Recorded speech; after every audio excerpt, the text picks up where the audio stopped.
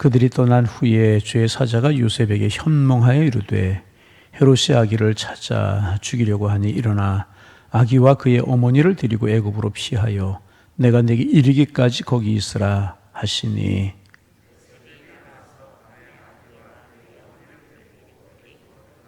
헤롯이 죽기까지 거기 있었으니 이는 주께 선자를 통하여 말씀하신 바 애굽으로부터 내 아들을 불렀다 함을 이루려 하심이라.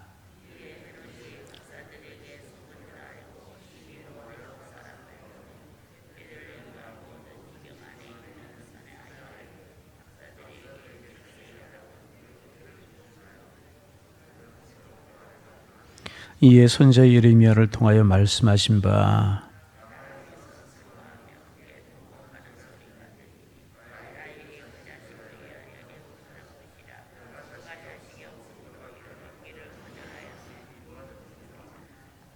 헤롯이 죽은 후에 주의 사자가 애굽에서 요셉에게 현몽하여 이르되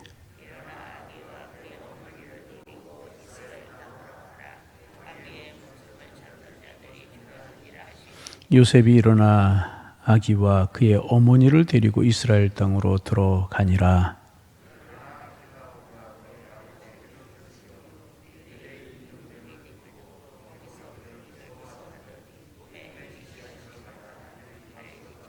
함께 보십니다. 나세렛이란 동네에 가서 사니 이는 선자로 하신 말씀에 나세렛 사람이라 칭하리라 하심을 이루려 함이로라. 아멘. 오늘도 축복의 날, 복된 날 되실 수 있기를 주님의 이름으로 축복합니다. 우리가 하루하루 살아가는 것, 우연히 살아가는 것이 아니고 하나님 우리를 살아가게 하셔 사는 거예요. 그래서 의미 있고 주님 가까이 하고 그래서 복의 근원이 되는 축복의 날 되기를 소망합니다. 여러분 곱티교라고 하는 말 들어보셨습니까? 이집트에서 이제 이슬람 교도들이 폭동이 일어나고 그럴 때 공격의 대상으로 삼는 교회들이 곱티교입니다. 곱티교는 이집트의 기독교를 가리켜서 곱티교라고 이야기하는 겁니다. 되셨어요? 이집트의 기독교를 가리켜 뭐라고요? 곱티교라고 이야기를 이제 합니다. 근데 이 곱티교 교인들은 굉장한 자부심을 가지고 있어요. 왜 자부심을 가지고 있냐 하면 예수님께서 이 땅에 인간의 몸을 입고 오셔서 33년 동안을 사시는데 유대 지역을 벗어나 본 적이 없습니다. 더 구체적으로 말씀을 드리면 이스라엘 지역을 벗어나 본 적이 없으십니다. 그런데 딱 한 번 예외의 경우가 있습니다. 오늘 본문입니다. 아기 예수님 태어나셨을 때 박사들에게 그곳을 찾거든 알려달라고 이야기를 했는데 박사들이 꿈에서 현명하심을 왜 다른 길로 돌아가지 않습니까? 속았다는 것을 알고 베들레헴과 그 주변에 있는 2살 이하의 어린아이들을 다 죽이는 끔찍한 살인극을 저지르지 않습니까? 그때 이제 하나님께서 요셉에게 현몽하셔서 베들레헴으로 가지 말고 애굽으로 내려가라 말씀하셨고 마리아와 요셉, 아기 예수님은 애굽으로 내려가지 않습니까? 그래서 애굽으로 내려가십니다. 딱 한 번 이스라엘 지역을 벗어나셔서 가시는 곳이 애굽이란 말이죠. 그래서 애굽의 그리스도인들은 예수님께서 이스라엘 지역을 벗어나서 가신 적이 딱 우리 애굽 한 곳이다. 예수님께서 다녀가신 땅이다. 상당히 자부심을 가지고 이제 있어요. 근데 이슬람 지역이기 때문에 그 곱틱 교인들이 자꾸 핍박을 받고 박해를 받습니다. 우리 그들을 위해서 좀 기도할 필요도 있다. 이제 그런 생각을 하게 이제 됩니다. 여하튼 헤롯이 이 잔인한 사람이었고 속은 것을 알고 자기가 왕인데 또 유대인의 왕으로 나신 이가 있다라고 하는 이야기를 듣고 살인극을 벌려요. 그때 하나님께서 요셉에게 현몽하셔서 베들레헴으로 돌아가지 않고 유대 땅으로 돌아가지 않고 애굽으로 내려가도록 하나님께서 하십니다. 우리가 이 사실을 통해서 몇 가지 교훈을 얻을 수가 있는데 첫째는 뭐냐 하면 하나님께서 예수님을 보호하고 계셨다는 거예요. 여러분 헤롯이 군사를 풀어서 아기 예수님을 찾으려고 하면 베들레헴은 작은 고을이었기 때문에 예수님을 찾는 것은 아기 예수님과 예수님의 일행을 찾는 것은 시간 문제였었습니다. 또 모든 군사력을 가지고 있고 포악하기 짝이 없는 헤롯이 아기 예수님을 죽이려고 하면 아기 예수님의 생명은 죽은 것과 다름이 없었습니다. 그래서 아기 예수님의 생명은 그 헤롯의 손에 달려있는 것 같았습니다. 그러나 여러분 아기 예수님의 생명은 헤롯의 손에 달려있던 것이 아니고요, 하나님의 손에 있었습니다. 하나님께서는 하나님의 사자를 요셉에게 보내셔서 애굽으로 내려가라고 말씀하셨고, 헤롯은 아기 예수님을 어찌할 수가 없었습니다. 하나님께서 위기와 절망의 상황에서 아기 예수님과 요셉과 마리아를 가장 선한 길로 인도해 주신 것입니다. 마귀가 그렇게 아기 예수님을 죽이려고 했지만 마귀는 아기 예수님을 조금도 손댈 수가 없었던 것입니다. 여러분, 예수님만이 아니고요, 하나님의 백성들 하나님이 보호해 주십니다. 구체적으로 우리 하나님의 자녀이기 때문에 우리의 생명과 우리의 삶과 우리의 건강을 하나님이 지키실 줄로 믿습니다. 위기를 막아 주실 것입니다. 우리의 건강을 책임져 주실 것입니다. 우리 알아야 될 것입니다. 우리의 생명이 세상에 있지 않습니다. 우리의 생명을 좌하는 것은 질병이 아니고요, 암이 우리의 생명을 앗아갈 수 없습니다. 전쟁이 우리의 생명을 건드리지 못하고요, 세상의 어떤 것도 하나님의 사랑에서 우리를 끊을 수 없는 것입니다. 그래서 저는 마태복음 10장에 있는 그 말씀이 참 좋아요. 예수님께 제자들을 둘씩 훈련시키시고 난 후에 둘씩 짝을 지어 세상으로 파송하시면서 그런 말씀 하시잖아요. 참새 2마리가 한 아사리온에 팔리는 것이 아니냐. 아사리온이라고 하는 것은 그 당시 유대 나라에 쓰고 있었던 화폐 단위 중에서 가장 적은 화폐 단위 중에 하나예요. 데나리온의 16분의 1에 해당한다고 그랬어요. 그러니까 우리로 말하면 500원, 1000원 가치도 안 되는 것일 것입니다.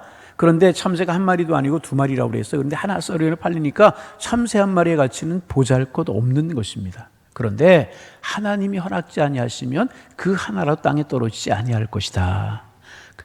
무슨 말씀입니까? 사람들이 보기에는 참새의 가치가 보잘것 없지만 하나님 보시기에는 소중한 것이라 그 말이에요. 왜? 하나님의 피조물이었기 때문에.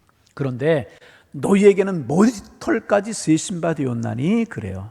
여러분, 세상에서 여러분 누구를 가장 사랑하십니까? 자녀, 배우자 많이 이야기하시면 예수님이라고요?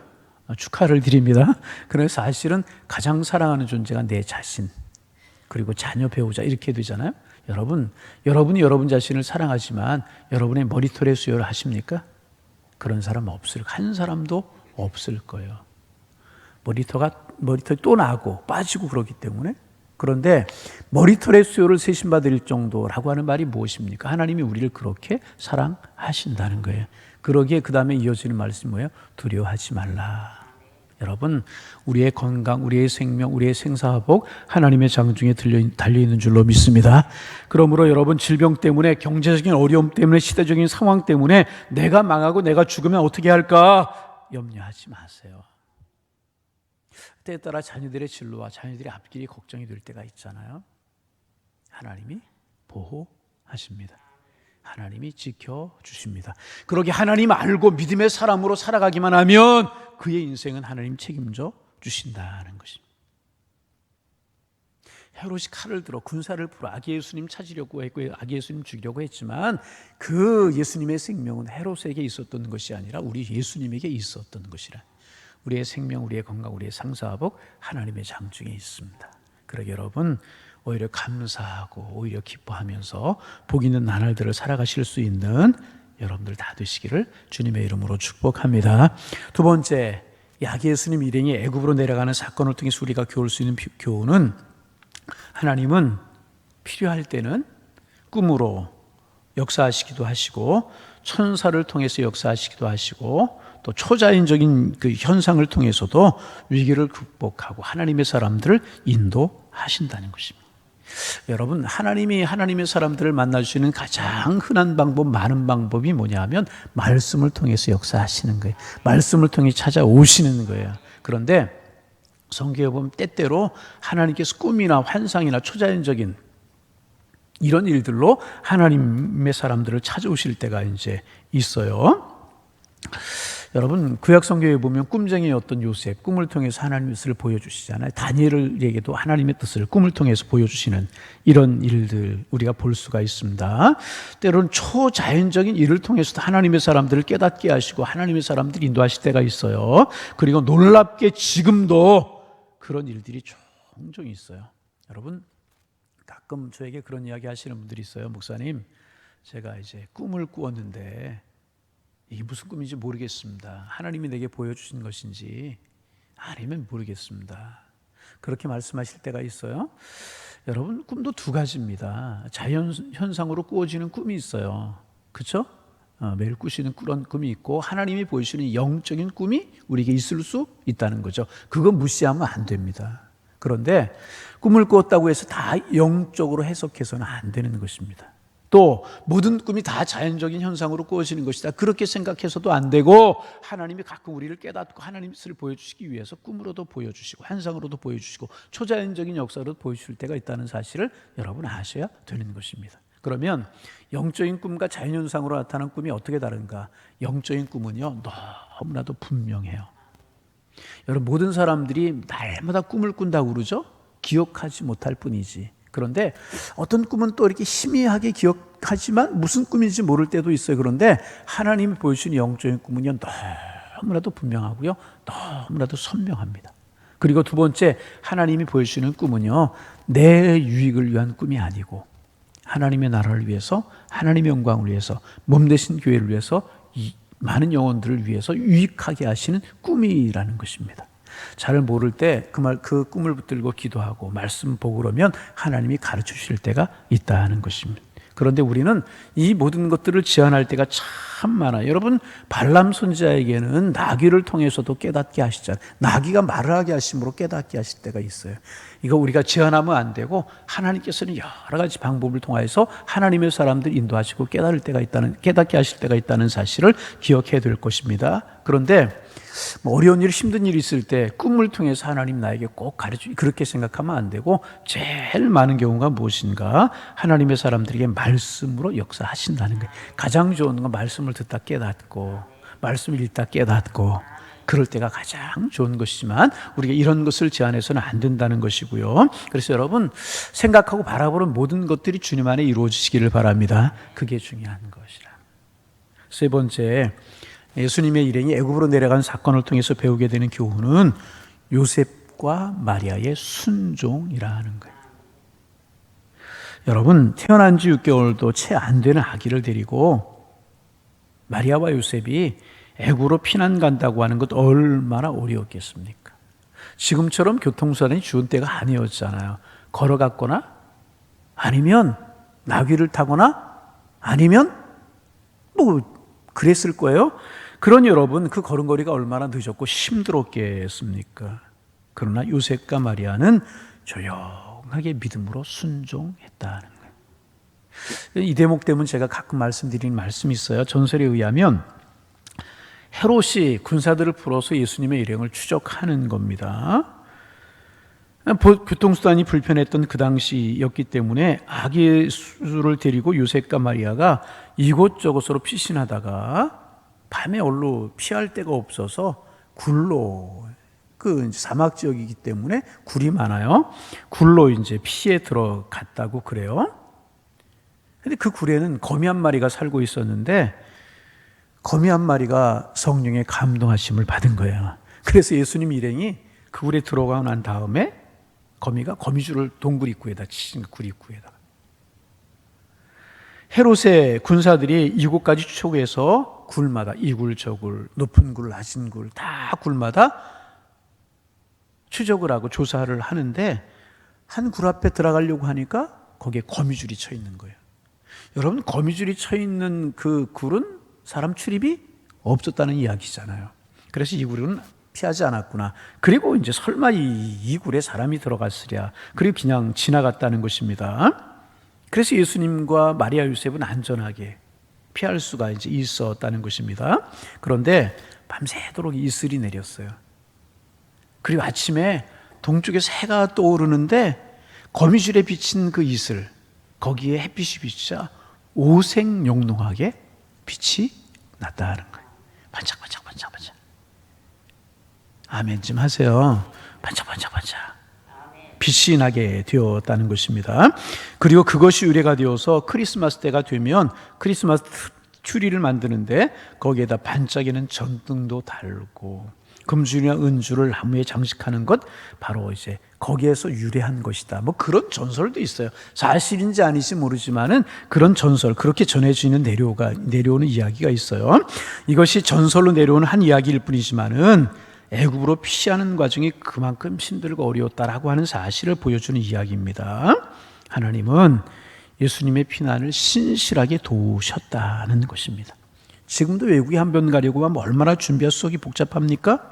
여러분, 마리아와 요셉 애굽으로 떠날 준비가 되어 있었겠어요? 계산한 지 얼마 안 돼서 몸도 무겁고 아기 예수님, 어린 피덩이 같은 아기 예수님이었습니다. 여러분, 먹을 것이나 마차를 준비했겠습니까? 오직 모든 것을 하나님이 준비하실 것이라고 하는 확신과 믿음만 가지고 정말 말 그대로 정처 없이 떠난 것이라는, 여기에서 우리는 마리아와 요셉의 순종을 배울 수가 있다는 것입니다. 여러분, 늘 하는 이야기, 강조하는 이야기지만 내 머리로 이해가 안 간다고 아니라고 말씀하지 마세요. 내 생각이 그렇다고 그것만 옳은 것이라고 말씀하지 마세요. 하나님의 생각이 우리의 생각보다 크고 하나님의 생각이 우리 생각보다 광대한 줄로 믿습니다. 내 생각으로 자꾸 예수님을 제한하려고 안 되고 내가 이해되고 믿어지는 것만 행하려고 해서는 안 되는 것입니다. 하나님은요, 우리보다 더 큰 생각을 가지고 계시고 계획을 가지고 계시고요, 우리를 선한 길로 인도하려고 하신다는 거예요. 그래서 예수님의 일행이 이제 애굽으로 내려가게 이제 되었어요. 그래서 지금도 애굽에 가면 여러분, 성지순례를 애굽에서부터 출발하는 경우가 많은데 이유는 두 가지예요. 아기 예수님이 피하셨던 교회가 애굽에 있고, 또 하나는 뭐냐 하면 이스라엘 백성들이 430년 동안 애굽에 살았기 때문에. 그래서 이제 애굽을 다녀가게 이제 되는데, 오늘 22절에 보면 아겔라오라고 하는 왕이 등장을 합니다. 자, 22절 말씀 같이 한번 읽어봅니다. 22절 읽습니다. 그러나 아겔라오가 그의 아버지 헤롯을 이어 유대의 임금됨을 듣고 거기로 가기를 무서워하더니 꿈에 지시하심을 받아 갈릴리 지방으로 떠나가 그렇게 되어 있습니다. 아겔라오라고 하는 왕은 아주 잔인한 왕이었었습니다. 이 아겔라오의 아버지가 누구냐면 헤롯이라고 하는 왕입니다. 우리가 말씀드렸던 것처럼 이 헤롯이라고 하는 왕이 얼마나 잔인했냐면 이제 부인도 죽이고 장모도 죽이고 아들도 죽였던 그런 잔인한 왕이 이 헤롯이라고 하는 왕이었었습니다. 근데 아무리 잔인해도 왕권을 가지고 있을 때 죽을 수밖에 없잖아요. 죽을 때 어쩔 수 없이 자녀들에게 땅을 분배할 수밖에 없었다고 이제 그래요. 그래서 세 아들들에게 땅을 나누어 주었는데 유대 지역은 아겔라우에게, 갈릴리는 헤롯 안티파스에게, 또 나머지는 빌립에게 그렇게 나누어 주었는데, 그런데 이 세 아들 중에서 또 가장 악독한 왕이 누구였냐면 아겔라우라고 하는 왕, 오늘 본문에 나오는 이 왕이었다고 그래요.